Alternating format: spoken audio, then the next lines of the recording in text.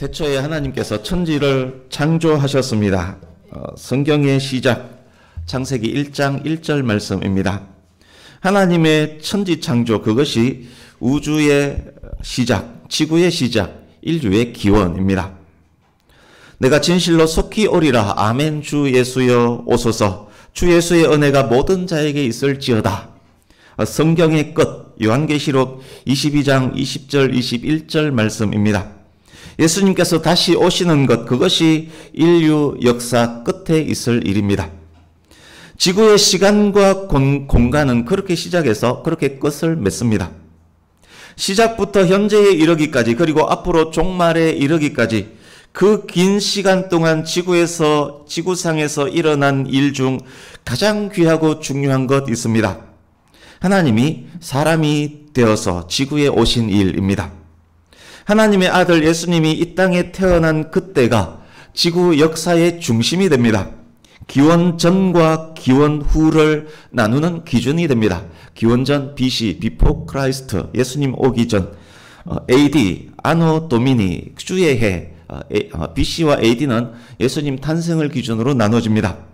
구약 성경과 신약 성경에 나누는 기준이 됩니다. 역사의 기준이 됩니다.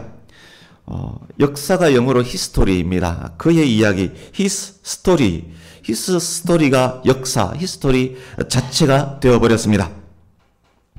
태초 이후 종말에 이르는 동안 가장 중요한 역사적 순간이 바로 하나님의 아들 예수님께서 지구를 걸었던 바로 그 33년의 기간입니다. 예수님 33년 중에서도 가장 중요했던 때가 예수님의 공생의 3년입니다. 예수님의 공생의 3년 동안 가르치시고 천국 복음을 전하시고 치유하셨습니다. 공생의 3년 중에서도 가장 중요했던 때는 예수님 생의 마지막 일주일입니다. 생의 마지막 일주일 중에서도 가장 중요했던 때는 마지막 3일입니다. 십자가에서의 죽음과 무덤의 장사 지냄과 부활이 있었던 바로 그때입니다. 예수께서 십자가에 못 박힌 날은 마지막 일주일 중 금요일입니다. 금요일 저녁에 예수님은 무덤에 묻힙니다. 장사 지낸 지 둘째 날 토요일 예수님은 무덤에 머물러 있었습니다. 장사 지낸 지 셋째 날 일요일에 죽은 지 3일 만에 무덤에서 부활합니다. 그래서 전 세계의 기독교인들은 일요일을 주께서 부활한 날, 주의 날, 주일이라고 부릅니다. 예수님 부활하시기 전주 일요일을 종려주일이라고 부릅니다. 예수께서 십자가가 기다리는 예루살렘에 입성합니다. 그때 수많은 무리들이 종려나무 가지를 흔들면서 호산나 찬송하리로다, 주의 이름으로 오시는 이 이스라엘의 왕이여 라고 소리를 쳤습니다. 무리들이 종려나무 가지를 흔들며 예수님을 맞이한 날이기 때문에 그 날을 종려나무를 흔든 일요일, 종려주일이라고 부릅니다. 부활주일과 종려주일 사이 일주일을 우리는 고난주간이라고 부릅니다. 고난주간 동안에 성전 정화, 최후의 만찬, 겟세마네 동산의 기도, 체포, 재판, 십자가의 죽음이 있었던 바로 그 기간입니다. 오늘이 바로 종려주일이고 다음 주일은 부활주일입니다. 오늘은 또한 고난주간의 첫날이기도 합니다. 부활주일은 또한 고난주간이 끝난 승리의 날입니다. 그래서 이번 한 주간은 지구의 창조와 종말, 시간의 시작과 끝 사이에 인류 역사상 가장 중요한 일이 있었던 그때를 생각하고 기념하고 찬양하는 주간인 것입니다. 예수님의 고난과 예수님의 십자가가 왜 그렇게 중요하고 귀할까요? 어째서 그것이 역사의 중심이 되었을까요? 우리의 구원과 관계되기 때문입니다. 구약의 성도들은 오실 그리스도 안에 있는 은혜로 구원을 받았습니다. 신약의 성도들은 오신 그리스도의 은혜 안에서 구원을 얻습니다. 우리의 죄로, 죄의 삭스로 고난과 고통, 죽음은 당연히 우리가 당해야 하는 것입니다. 그런데 그 죄를 예수님께서 대신 담당하십니다. 죄의 삭신 죽음도 예수님께서 대신 담당하십니다. 우리의 죄는 예수님이 담당하시고 하나님의 아들 예수님의 의는 예수 그리스도를 믿는 자에게 얹어주십니다. 예수님의 의로, 예수님 십자가 대속으로 사망에서 생명을 얻었고 죄인이 의인이라 칭함을 받게 됩니다. 예수님을 구주로 영접하는 자에게 주어지는 하나님의 의입니다. 본문 시편 22편은 다윗의 시입니다. 다윗이 어떤 상황에서 지금 고통과 고난을 당하고 있습니다. 많은 사람들로부터 손가락질을 당합니다. 다윗은 어릴 적부터 하나님을 섬겼고 많은 사람이 다윗을 하나님의 사람으로 알고 있습니다. 그 다윗이 지금 고통 중에 있습니다. 어쩌면 전쟁의 위기 속인지도 모릅니다. 어쩌면 극심한 병으로 죽음으로부터 위협을 받고 있는 상황일지도 모릅니다. 고통당하고 있는 다윗을 보고 사람들이 말합니다. 하나님이 어디 있는데? 하나님은 너를 떠나셨다. 하나님이 너와 함께 있다면 도와달라고 한번 기도해봐라. 다윗의 고통과 슬픔은 모함하고 모욕하며 황소처럼 사자처럼 공격하는 적으로 말미암음입니다. 그런데 그보다 더 큰 고통이 다윗에게 있었습니다. 그것은 하나님의 침묵입니다. 그래서 다윗이 소리를 칩니다. 1절 내 하나님이여 어찌하여 나를 버리셨나이까? 어찌하여 나를 돕지 않습니까? 어찌하여 내 신음소리를 듣지 않습니까? 어찌하여 적들의 공격은 아픔이었습니다. 그것보다 더 큰 아픔은 하나님께서 떠난 것과 같은 상황, 하나님의 침묵이었습니다. 뿐만 아닙니다. 그 고통에 또 고통을 가하는 것이 있습니다. 7절, 8절 보십시오. 다윗의 적들이 하나님을 언급하면서 비웃으면서 입을 삐죽거리면서 머리를 흔들면서 혀를 차면서 이렇게 말합니다. 네가 여호와를 의탁하니 여호와께서 구원해 줄걸? 너의 하나님이 너를 기뻐하시니 너를 건지실걸? 진짜 건지실까? 진짜 건져줄 수 있을까? 봐라, 못 구해주지, 안 구해주지. 하나님은 이미 너를 떠났거든. 적들로 말미암은 아픔이 있었고 하나님이 침묵하시는 상황은 더 아픔이었는데 고통을 주던 그 적들이 이제는 하나님이 너를 떠났다라고 말합니다. 너의 하나님이 너를 버렸다는 말입니다. 11절, 19절, 21절 보십시오. 그 고통과 그 슬픔에 가득 찬 다윗이 기도합니다. 나를 멀리하지 마옵소서. 여호와여 멀리하지 마옵소서. 나를 사자의 입에서 구해주소서. 그러나 하나님은 응답하시지도 도우시지도 않습니다. 하나님이 침묵하시는 것, 하나님이 다윗을 떠났다고 했던 그 원수들의 말, 완전 틀린 말이 아닌 것입니다. 어머니 태에서부터 지금까지 하나님은 다윗의 하나님이셨지만 지금은 하나님이 떠나가 계신 것 같습니다. 그 고통 속에서 그 고통이 너무 심해서 어떤 것보다 하나님의 임재를 간구하지만 응답이 없습니다. 15절 뒷부분 보십시오. 주께서 또 나를 죽음의 진토 속에 두셨나이다. 사실이었습니다. 하나님께서 다윗을 죽음의 진토 속에 내던져 버리신 것입니다. 다윗의 고통의 근원에는 하나님이 계셨습니다. 지금 시편 22편에 나타난 다윗의 고통에 대해서 말씀을 드리고 있습니다. 그렇다면 시편 22편은 다윗 어느 때, 다윗 생의 어느 때에 있었던 일에 대한 묘사입니까? 이것이 다윗 개인의 묘사가 맞습니까? 다윗은 많은 고난, 고통을 겪었던 사람 맞습니다. 수많은 원수들로부터 고난, 고통 당했습니다. 하나님이 계시지 않는 듯한 경험을 때때로 했었습니다. 그러나 시편 22편은 다윗의 경험, 다윗의 실제 상황이 아닙니다.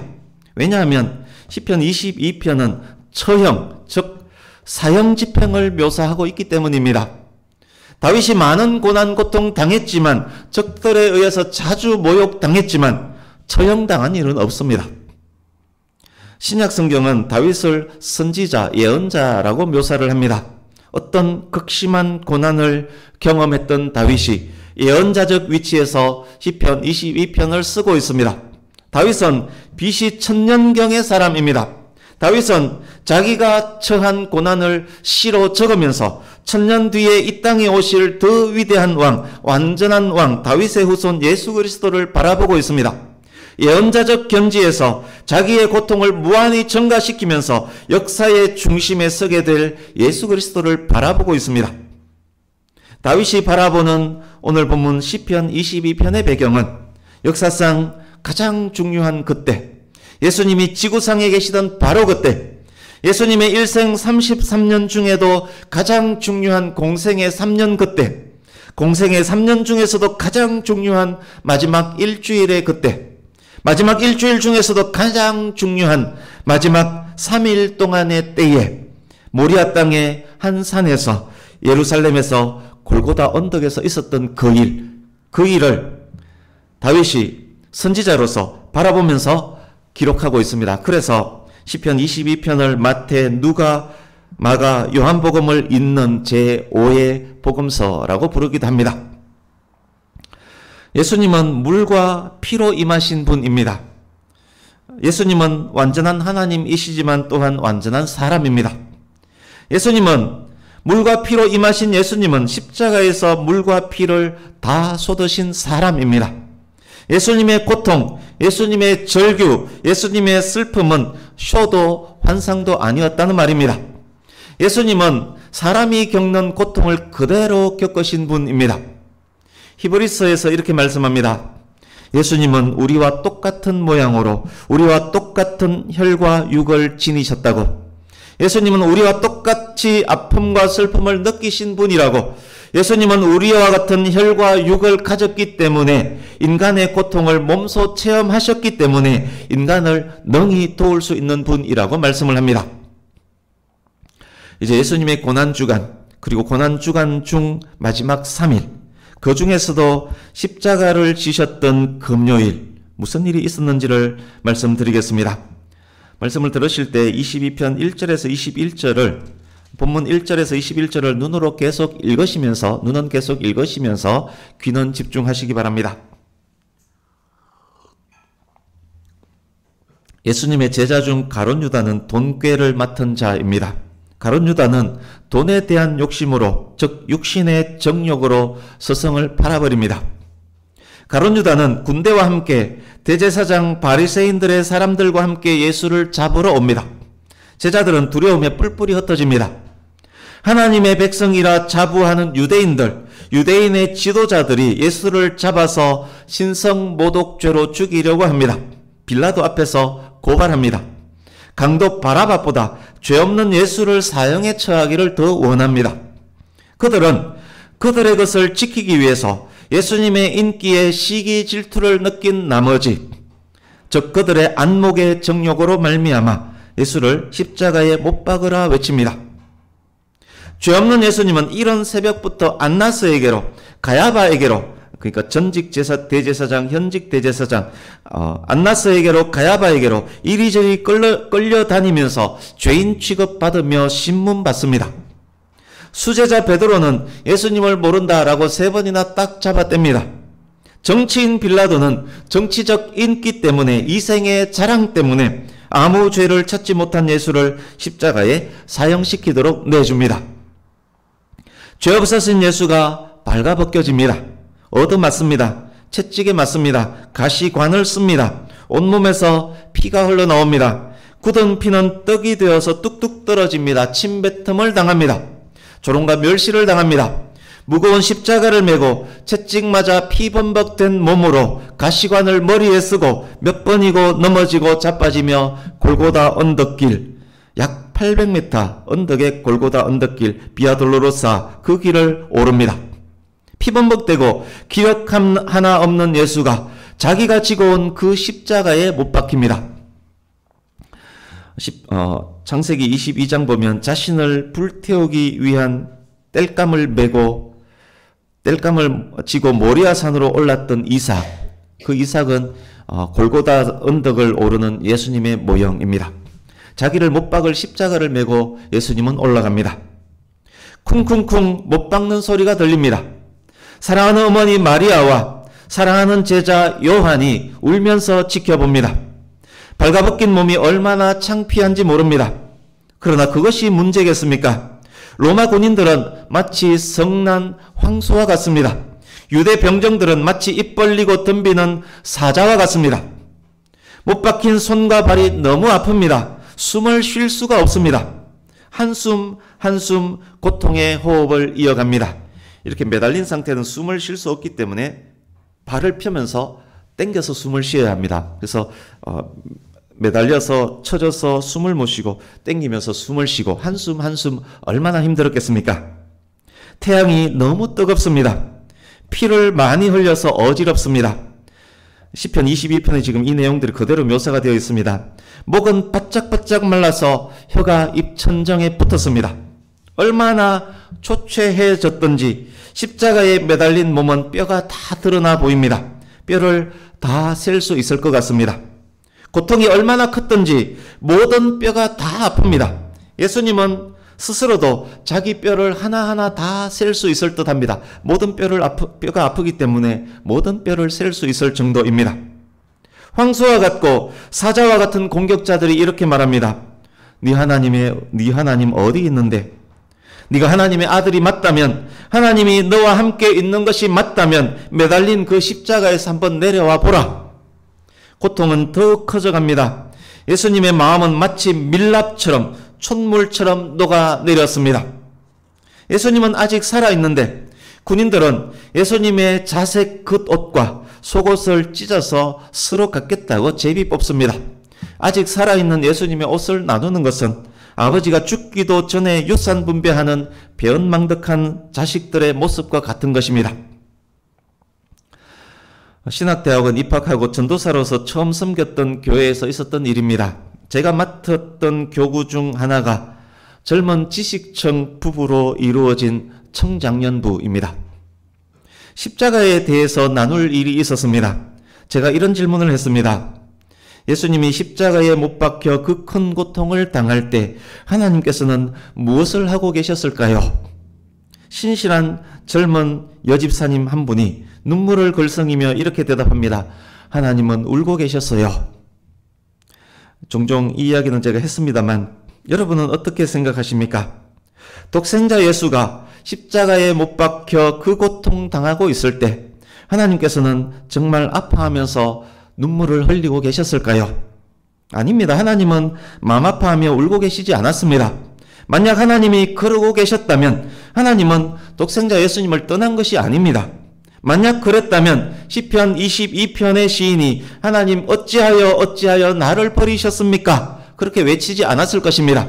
만약 그랬다면 나를 멀리하지 마소서, 여호와여 멀리하지 마소서, 그렇게 외치지 않았을 것입니다. 만약 그랬다면 십자가의 예수께서 엘리 엘리 라마 사박다니 아버지여 아버지여 어찌하여 나를 버리시나이까, 그렇게 소리 지르지 않았을 것입니다. 하나님은 아들 예수가 매달린 십자가를 바라보고 울고 계신 것 아니었습니다. 하나님은 오히려 외면하셨고 하나님은 예수님을 떠났습니다. 오늘 본문 시편 기자에게 황소와 사자와 같은 적들이 주는 고통보다 하나님이 자기를 버린 것, 하나님의 외면이 더 큰 고통이었듯 십자가상의 예수님에게 제자들의 배신, 채찍 맞고 가시관 쓰고 모욕받고 못 박히고 목마르고 참을 수 없는 그 아픔, 그것보다 더 큰 고통은 하나님께서 예수님을 외면하는 것, 그것이었습니다. 영원 전부터 항상 함께 계셨던 아버지의 하나님의 사랑이 자기를 떠났기 때문에 그것은 육체의 아픔보다 훨씬 더 큰 아픔이었습니다. 예수님의 마음은 밀랍같이 녹아내렸습니다. 그래서 어찌하여 나를 버리시나이까 소리 질렀습니다. 그렇지만 십자가의 고통은 그것이 전부가 아니었습니다. 하나님은 예수님을 외면한 것만이 아니었습니다. 외면했을 뿐만 아니라 하나님은 예수님을 보고 분노하고 계셨습니다. 진노하신 하나님께서 예수님을 오히려 때리고 계셨습니다. 왜인지 아십니까? 바로 저와 여러분의 죄 때문입니다. 이사야 53장의 말씀같이 십자가의 예수님은 저와 여러분의 질고 슬픔, 허물, 죄악을 다 담당하고 계셨습니다. 저와 여러분의 모든 죄가 예수님 십자가 그 어깨에 지워져 있었습니다. 전가되어져 있었습니다. 구약과 신약의 모든 성도들의 죄가 예수님의 어깨에 올려져 있었습니다. 그 죄를 담당한 예수님의 얼굴은 일그러졌습니다. 그 죄의 무게는 엄청난 것이었습니다.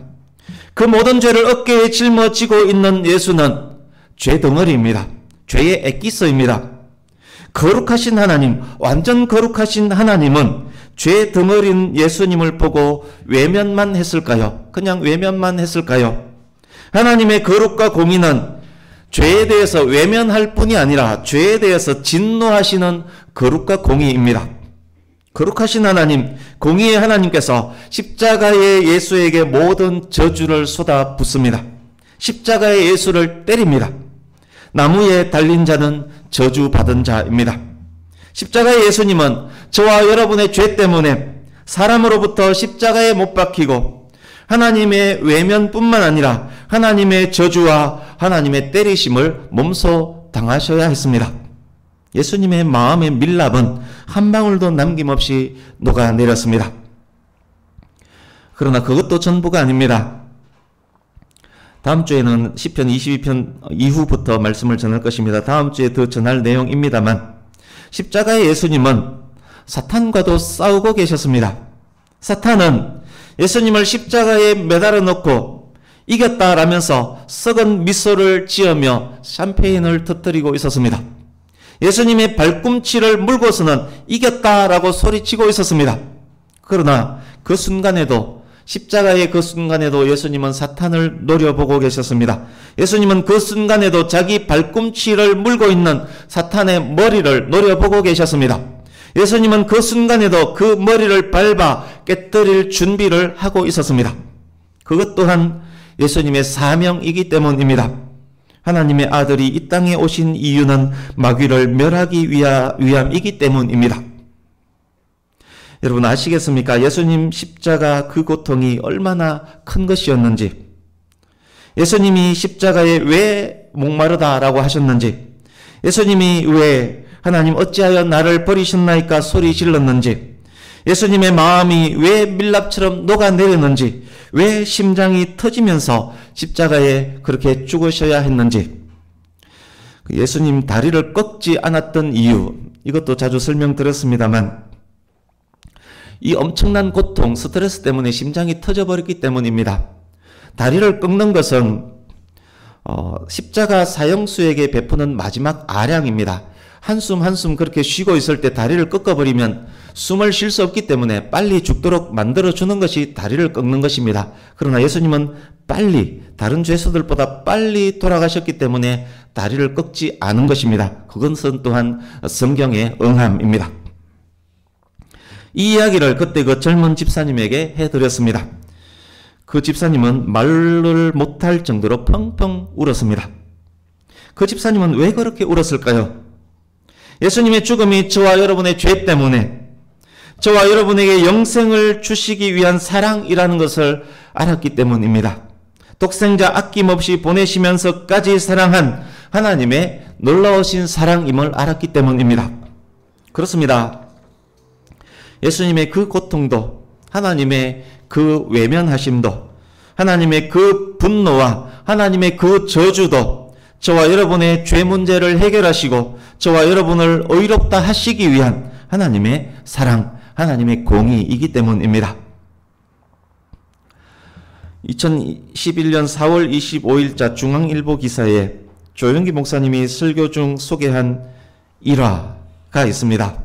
어느 선교사님의 이야기인데 조영기 목사님은 이 이야기의 주인공으로부터 직접 들은 이야기라고 했습니다. 이것도 예전에 인용한 적 있습니다만 기사 그대로를 제가 읽어드리겠습니다. 한국 전쟁 때였다. 혹독한 겨울, 미국인 선교사가 피란길에 올랐다. 자동차가 고장나 다리 위에 섰다. 아기 울음소리가 들렸다. 다리 밑이었다. 가보니 어떤 여성이 발가벗은 채 얼어 죽어 있었다. 그 여성의 품에서 울음소리가 났다. 두 팔을 젖혀보니 갓 태어난 아기였다. 피난 가던 여성이 홀로 해산을 한 것이다. 어머니는 아이를 살리고자 자신의 옷을 모두 벗어 아이를 감싸 안았던 것이다. 선교사는 여인 품에서 울고 있었던 그 아이를 입양해서 미국으로 떠났다. 아이는 자라서 대학생이 되었다. 선교사는 자초지종을 입양한 아들에게 이야기했다. 아이는 그 자리에 저를 데려다 달라라고 부탁을 했다. 한국에 온 선교사와 아들은 그 다리를 찾아갔다. 선교사는 차에서 기다리고 아들은 현장으로 갔다. 겨울이었다. 한참이 지나도 아들은 차로 돌아올 기척이 없었다. 선교사가 다리 밑으로 내려가 보았다. 발가벗은 아들이 엎드려 울고 있었다. 자신의 옷을 모두 벗어서 어머니가 죽었던 자리에 놓은 채 말이다. 아들은 울부짖었다. 어머니, 그날 얼마나 추웠을까요? 저를 살리려고 어머니가 죽었습니다. 저는 무엇을 해야 합니까? 하나님께서는 인류가 범죄한 그 순간부터 구속사를 진행하셨습니다.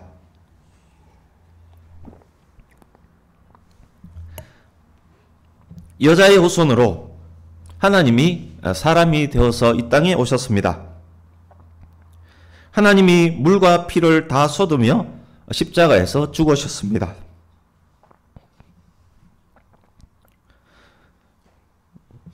십자가는 죄로 인해 인간이 죽을 그 죽음을 하나님께서 대신 죽은 십자가이고,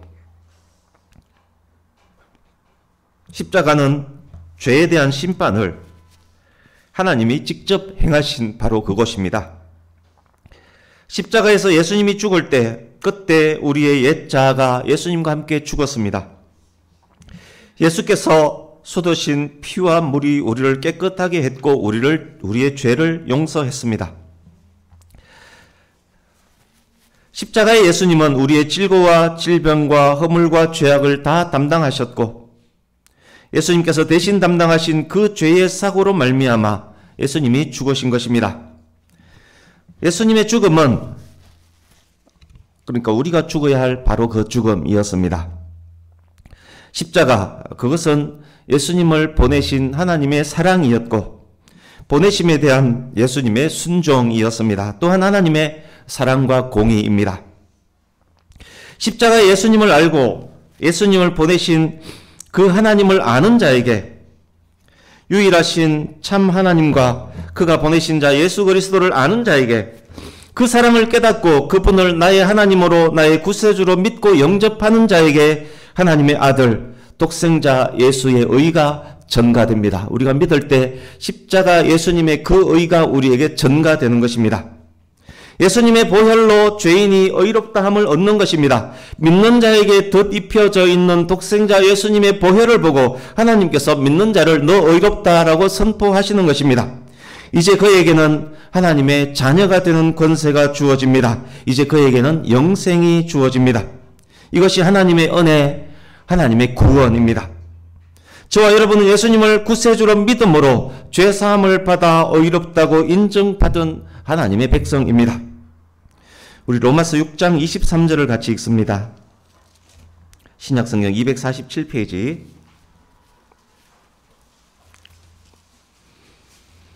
로마서 6장 23절.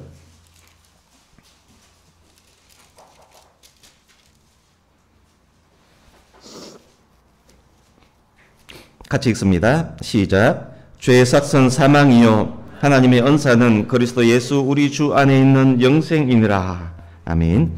우리는 우리의 죄로 인해 사망을 당연히 맞이해야 할 사람이었습니다. 십자가의 죽음은 우리의 죽음이어야 했습니다. 그러나 그 사망을 예수님이 대신 담당하셨습니다.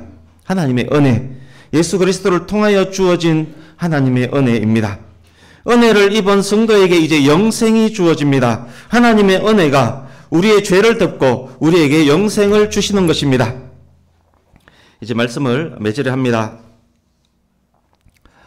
자신을 살리기 위해서 어머니가 대신 얼어 죽었던 그 자리에서 아들이 울면서 소리쳤습니다. 저는 무엇을 해야 합니까? 무엇을 어떻게 해야 합니까? 사랑하는 성도님 여러분, 하나님의 그 크신 사랑, 그 크신 은혜를 어찌 보답할 수 있다는 말입니까? 이제 우리는 무엇을 해야 한다는 말입니까? 구원받은 우리는 어떤 삶을 살아야 한다는 말입니까? 구원받은 자의 삶이란 무엇이란 말입니까? 우리 말씀 한 곳을 더 보겠습니다. 에베소서 1장으로 갑니다. 신약성경 311페이지.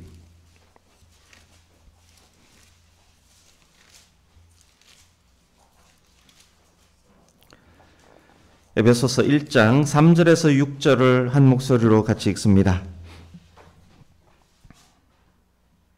에베소서 1장 3절에서 6절 같이 읽습니다. 시작. 찬송하리로다. 하나님 곧 우리 주 예수 그리스도의 아버지께서 그리스도 안에서 하늘에 속한 모든 신령한 복을 우리에게 주시되 곧 창세전에 그리스도 안에서 우리를 택하사 우리로 사랑 안에서 그 앞에 거룩하고 흠이 없게 하시려고 그 기쁘신 뜻대로 우리를 예정하사 예수 그리스도로 말미암아 자기의 아들들이 되게 하셨으니 이는 그가 사랑하시는 자 안에서 우리에게 거저 주시는 바 그의 은혜의 영광을 찬송하게 하려는 것이라. 아멘. 그렇습니다. 하나님께서는 우리가 그리스도의 사랑 안에서 거룩하고 흠이 없는 삶을 노력하기를 원하십니다. 그것을 위해 하나님께서 우리를 구원하셨고 자녀 삼으셨습니다. 하나님께서는 하나님의 자녀된 우리를 통해서 영광과 찬송 받으시기를 원합니다. 찬양팀은 앞으로 나오시면 되겠습니다. 사랑하는 성도님 여러분, 이 사랑과 이 은혜를 우리가 깨달았는데 우리 일평생에 예수님의 십자가를 어찌 찬양하지 않을 수 있겠습니까? 우리 일평생 성삼위 하나님을 어찌 찬양하지 않을 수 있습니까? 우리가 어찌 예수 그리스도의 십자가를 자랑하지 않을 수 있습니까? 우리 일평생에 어찌 하나님의 영광을 위한 거룩하고 흠이 없는 삶을 노력하지 않을 수 있습니까? 십자가의 은혜를 깨달은 자라면 당연하지 않습니까? 사랑하는 배경교회 모든 성도님 여러분, 오늘 오지 못하는 성도님들이 많이 계신데 각 가정에서 예배하고 계시는 귀한 성도님 여러분, 우리를 구원하신 십자가 그 사랑 항상 간직하시기 바랍니다. 일평생 하나님 어찌하여 나를 버리셨나이까? 십자가 위 예수님의 음성을 기억하시기 바랍니다. 십자가 사랑, 십자가 은혜를 세상의 그 무엇과도 바꾸지 마시고 그 무엇과도 비교하지 마시기 바랍니다. 일평생 하나님의 영광을 위한 거룩하고 복된 삶, 감사하며 찬양하는 삶을 사시기 바랍니다. 예수님의 십자가만을 일평생 자랑하며 십자가 은혜를 받은 자다운 삶을 살아가는 일평생 하나님의 영광을 찬송하는 저와 여러분 될 수 있기를 예수님 이름으로 축복합니다. 아멘. 우리 말씀 기억하면서 함께 찬송하려고 합니다. 주보 오른쪽에 있는 십자가 전달자, 우리가 어떻게 살아야 할지 기억하면서 같이 찬양하겠습니다.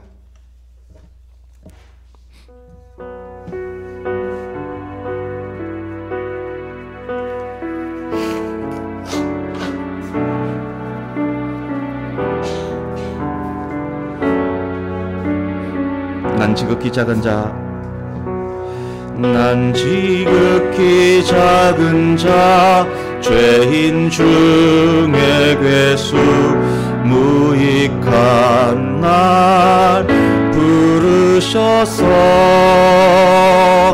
간절한 기대와 소망 부끄럽지 않게 십자가 전케 하셨네. 어디든지 가리라, 어디든지 가리라. 주 위에 서라면 나는 전하리 그 십자가. 내 몸에 밴 십자가, 그 보혈의 향기 온 세상 채울 때까지 살아도 주를 위해, 살아도 주를 위해, 죽어도 주를 위해 살아주나. 난 주의 것, 십자가의 능력, 십자가의 소망, 내 안에 주만 사시는. 살아도 주를 위해, 살아도 주를 위해, 죽어도 주를 위해 살아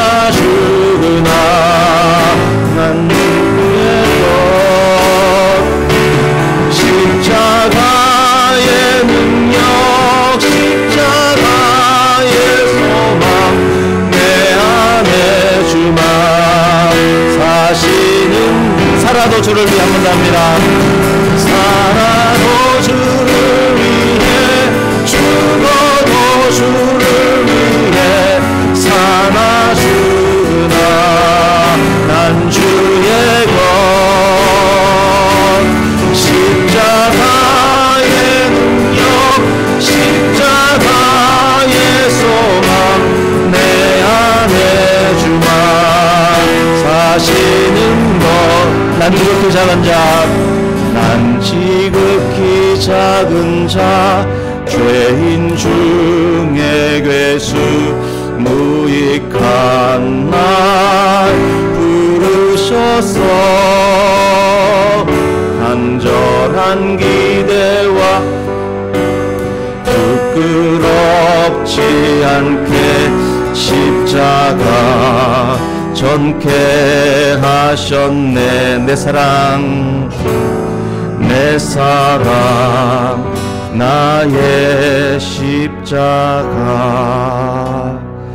우리 말씀 기억하면서 우리 같이 통성으로 기도하려고 합니다. 십자가 그 크신 은혜 기억하면서 나의 죄가 예수님의 그 십자가에 올려져 있었고 그 죄 때문에 하나님의 그 때리심 저주를 받으셔야 했고 그렇지만 예수님을 믿는 나에게 완전하신 의로우신 예수 그리스도의 그 의가 나에게 전가되었음을 이 시간 기억하시고 예수 그리스도의 전가된 그 의를 하나님께서 보시고 나를 의롭다 하신 그 하나님의 사랑 또 이것을 위해서 독생자까지 십자가에 보내신 그 하나님의 크신 사랑을 기억하면서 우리 이 시간 다 같이 통성으로 기도하겠습니다. 기도합니다. 하나님 아버지